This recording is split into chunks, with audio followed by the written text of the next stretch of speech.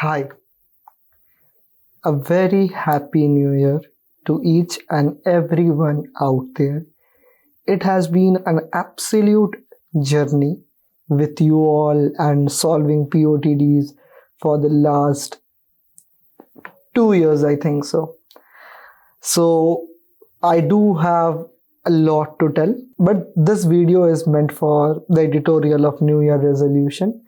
So, I hope that your New Year resolution of solving problems, moving up the ladder, and becoming much better than Siddharth Hazra should be accomplished.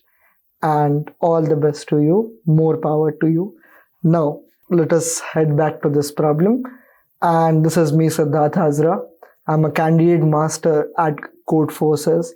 I'm an SD at GeeksforGeeks. Besides that, I'm also a mentor at GeeksforGeeks. So let's start off. The name of the problem itself is New Year resolution. So it is told that you are making promises to solve problems. Okay.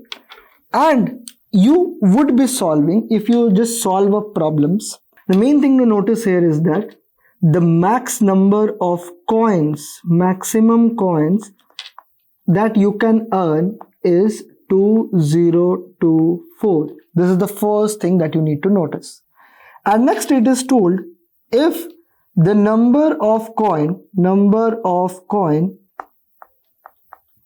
is equal to 2024, or it is divisible by 20, or it is divisible by 24, then you would be eligible to get a merchandise. These are the two things that you need to remember. And you are given an array that if you solve a problem on the very first day, if you solve a problem on this day, if you solve a problem on this day, if you solve a problem on this day, if you solve a 14, if you solve a 2, and if you solve a 3, if you solve a 5. Okay. If, let's say this is day 1, for understanding, this is day 1, this is day 2, day 3, day 4, day 5, day 6, day 7, day 8. They have kind of told you a storyline that yes, the geek doesn't want to solve problems each day and these all things, but just remove aside. Let's say that you are given 8 days, n number of days, and if you solve the problem on the first day, you would be rewarded with this, you would be rewarded with this, you would be rewarded with this. Now let's say you want to know that can you earn by solving problem on the days, like you can solve problem either for just one day, that is you came up and you solved up on the first day, or you came up solved the problem on the 5th day or 4th day, or you solved all of the day. Like if I solve problems and this is the point criteria, will I be eligible to buy a merchandise by satisfying either of the condition? अर्थात हिंदी में समझा जाए तो आपको ये हर दिन इतना coin मिलेगा. ओके, आपको बस ये जानना है कि अगर मैं प्रॉब्लम सॉल्व करूं तो मर्चेंडाइज मिलेगा कि नहीं. पहले ये तो पता कर लो. पता चला आपने ईच डे प्रॉब्लम सॉल्व किया, 2024 के इक्वल ना हो पाया, और ना ही किसी भी दिन किसी भी वे में मॉड्यूलो 20 मतलब डिविजिबल बाय 20 और डिविजिबल बाय 24 हो पाया कि नहीं. मतलब आप बस जानना चाहते हो कि अगर मैं प्रॉब्लम सॉल्व करना स्टार्ट करूं तो क्या ऐसा तो नहीं होगा ना कि मैं सॉल्व रोज करूं या एक दिन करूं या 2 दिन करूं. मर्चेंडाइज मिलने की पॉसिबिलिटी है कि नहीं. Is there a possibility of getting a merchandise by solving problems? And one thing more to notice here is that you can solve problems on all of the days mentioned. You can solve a problem for just one day. Like for instance, if I just want to show you, what I can really do is I can take up on the 4th day, I can take up on the 8th day, and I can take up on the 1st day. This is how I would be getting 20. Modulo 20 is equals to 0. So I would be eligible to get a merchandise. So हाँ, कुछ तो motivation आया, अगर solve करेंगे कुछ तो मिलेगा. That is told. Okay. Now if you see that it is just like the problem is asking me what is the problem statement basically. If you just take out the storyline, select elements such that sum of elements is either any of the possibilities can form true, either 2024 or divisible by 20 or either divisible by 24. If any of this, you need to just find out if this thing is possible or not. This is the question. You need to select elements such that the sum of the element is either 2024 or it is divisible by 20 or either divisible by 24. This is just, it is asked. Okay, so you can select all of the elements, you can just select one element, you can select two elements, you can select three elements. It is your take. Okay, बस मुझे जानना है कि ऐसा हो सकता है कि नहीं. Okay, fair enough. Now, selecting elements is very tough. Why? Because sum is equals to 10. So I don't really know that if I select after 5, if I select 8, I don't really know if 7 is standing there somewhere or not. So I don't really know. If I select 10, I don't know if 14 is there or not to make it 24. If I am selecting 5, I don't know if 19 is present or not. If I select 9, I don't know if 11 is present or not. So selecting elements in a particular way is not possible. Okay. So what you can do? You can try all possible. You can try all possible ways to select elements. If any of the way is giving me modulo 20 or satisfying either of the condition, then it would be true. Yes. So now let's just take up the second element. This would make more sense. So see, we have 1, 2, 3, 4 and 5. So at this point you should have noticed that this problem is a very famous variation of the problem 0-1 knapsack, that is the idea of pick or non-pick. So either I can select the first element, which would make the sum as just 1, or I can ignore the first element, which would keep the sum as it is, that is 0. If I select the next element, that is 2, it would make it 1 plus 2, that is 3. If I don't select it, it would remain as 1. If I talk about the second element on this side, if I select the second element, it would be 0 plus 2, that is 2. If I don't select it, it would remain as 0. Then if we talk about the third element, so if we include the third element, then it would be 6. If I don't include, it would be as it is.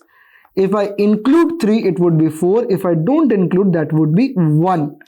If I include it, that would be 2 plus 3, that is 5. If I don't include it, it would be 2 again. If I include it, that would be 3. If I don't include it, it would be 0 as it is. If I talk about the fourth element, if I include the fourth element, that would make it 10. If I don't include it, that would keep 6 as it is. If I include 3, that is 3 plus 4, that is 7. If I don't include it, it would remain as 3.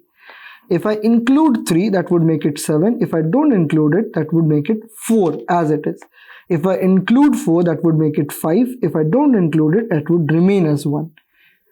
And if I include it, 5 plus 4, 9. If I don't include it, that would just make us 5 only. If I include it, 2 plus 4, that is 6. If I don't include it, that would keep it 2. If I include it, 3 plus 4, 7. If I don't include it, that would keep as 3. If I include it, that would make it 4. If I don't include it, that would make it 0. So if we have only 4 elements, that is 1, 2, 3, 4, these are the probable values that I can have by selecting the elements. If any of the elements fulfills our desire to have either of the condition, we would do this. Okay. So now we will be telling a way to do this. Okay. So when did we stop? When we reached the end? When we had no elements to process? So I would say that if the base case would be, this is just finding out the base case. The base case would be when I is equal to n, we would check Okay. If at any point it becomes modulo 20, then we would return 1. Or if it is equal to 2024 or modulo 24. Now, for the recurrence relation, we have two options. Either to add up that value or to ignore that value in the sum. But it would move forward. So, I would design the recurrence relation something like this, that it would return if it is possible or not. I would have a parameter for the ith index and I would have a parameter for sum. Okay. Then I would say if at any point sum should be greater than 0, because 0 modulo 20 would make it 0 only. That is why sum should be greater than 0, and sum modulo 20 should be equal to 0. So I can just make it equal to, I can just make a not operator and I can use that. This is just very high usage of bit manipulation. Same thing, I would just repeat it. Sum modulo 24 is done. Okay, sum 20, 24, or sum equals to 2024.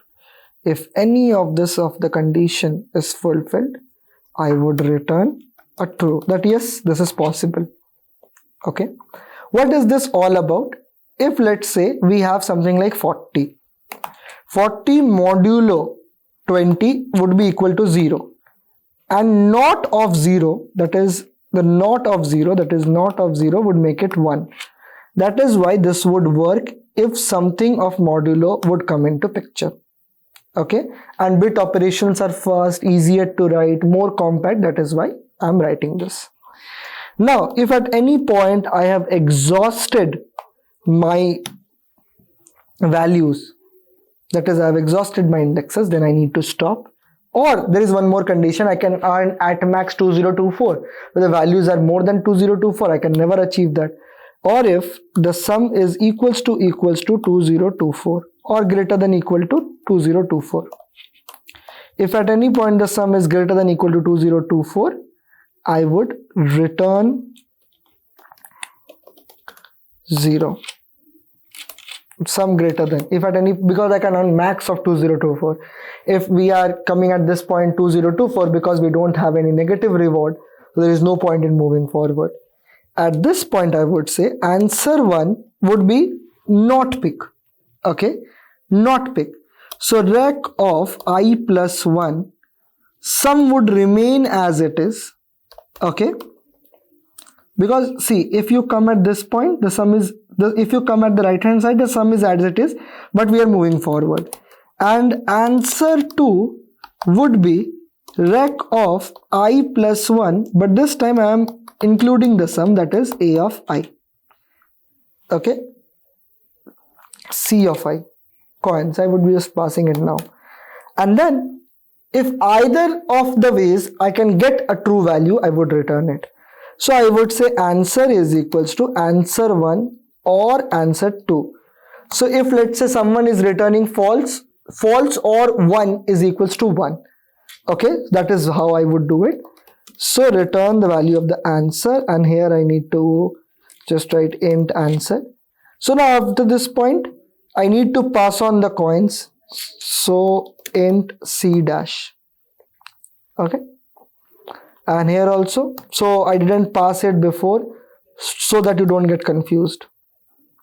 Okay, after this point I would say rec of 0, 0, because we start off from the 0 sum, and then we have n, and then we have coins. Here we need to pass n also, int n comma n comma n comma. Okay, seems pretty good. Now let us just try to submit this. Let us just see if I'm making any mistakes or not.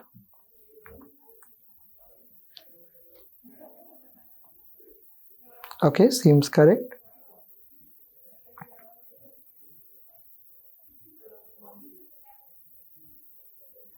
So we have a time limit exceeded. Why? Because at each point, if you observe, we have 2 to the power 0 nodes. 2 to the power 0, 2 to the power 1, 2 to the power 2, and then we have 2 to the power 3 and 2 to the power 4. So the time complexity of this approach is 2 to the power n. Okay, so we need to optimize it. How we can optimize it? We can remember the values, because if we draw a Fibonacci series, we would be calculating the same value again, because recurrence or recursion is a very lazy person. So what I would be doing is, the greatest value of n can be 366. So I would be writing dp of 366, and the sum can at most be 2024. So I would be writing 2025 to just avoid confusion. And before passing, I would be setting each value of the dp array as -1. Int dp comma -1 comma size of dp array. This is done. So now just before the return point, I would say dp of I dash sum is equal to the answer. And before computation, I would just check if we have already calculated that value or not. That is I dash sum. If it is not equal to -1, return dp of I dash sum. Fair enough. Let us again see if we are making any mistake. Seems correct. We should get an AC. Okay, so I missed just this. I have copied it but forgot to just copy the 24. So 2024, and now this should work. And yes, so we got an AC. Just a silly mistake. I copied it but forgot to change the value to 24. So that's it for today. Happy New Year again. Enjoy the whole year. Thank you everyone. This is me, Siddharth Hazra, signing off.